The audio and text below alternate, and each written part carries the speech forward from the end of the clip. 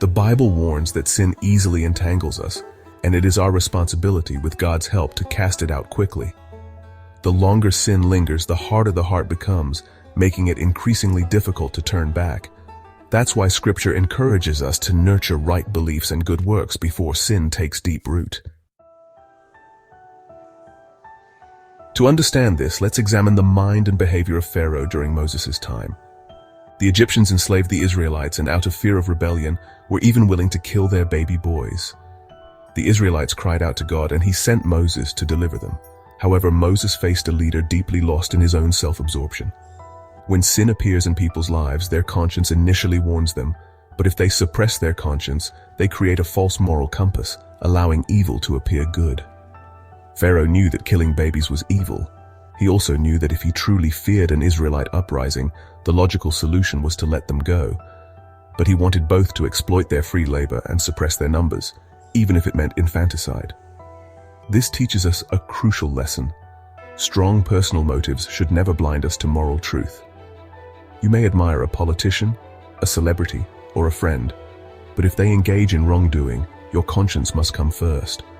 Silently ignoring evil does not help them, but calling it out without withdrawing overall support gives them a chance to change. Pharaoh, seen as a demigod, was never challenged or corrected. If he had received constructive criticism, Egypt's devastation could have been avoided.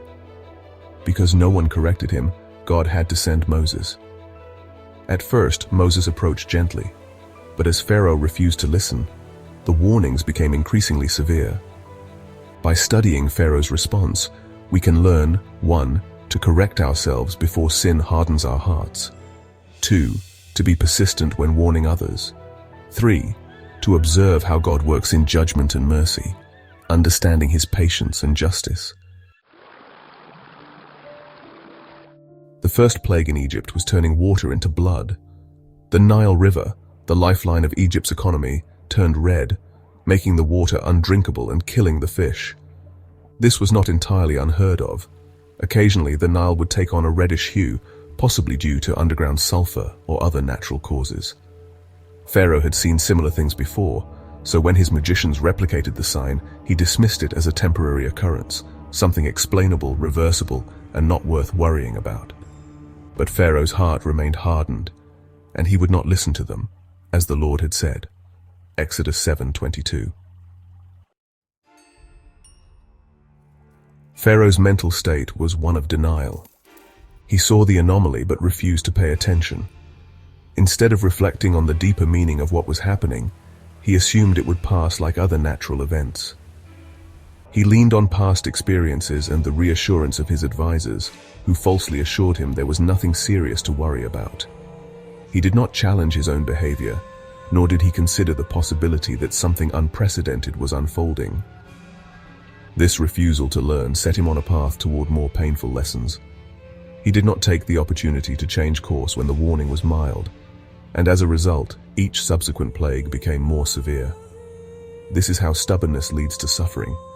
When someone refuses to learn early on, the lessons life brings later become harsher and harder to ignore.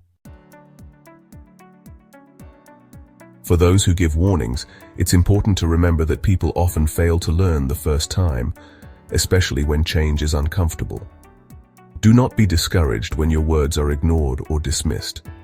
Your warning connects the problem to its cause, and even if someone refuses to admit it now, the wisdom you share may come back to them later, perhaps when they reach a stage where they are finally receptive. Do not give up. God is patient, knowing that people often only think deeply when they are forced to change. He continues to guide, warn, and offer chances to do what is right. Learn from unexpected disruptions in life. Use them to purify your conscience and realign with truth. Do not be like those who refuse to learn. But also keep in mind that even if someone rejects a lesson today, that very warning may one day help them when they face their next trial.